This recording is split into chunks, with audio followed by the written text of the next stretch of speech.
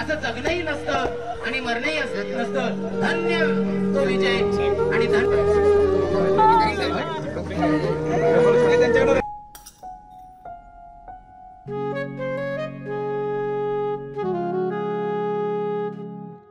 बाबा, आज येताना बासुंदी घेऊन या ना.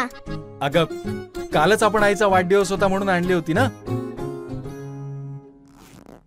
ऐकलं, गोकुळची बासुंदी पुन्हा खावीशी वाटतेय. खरं सांगू, मलाही खावीशी वाटतेय. पुन्हा पुन्हा खावीशी वाटणारी गोकुळ बासुंदी.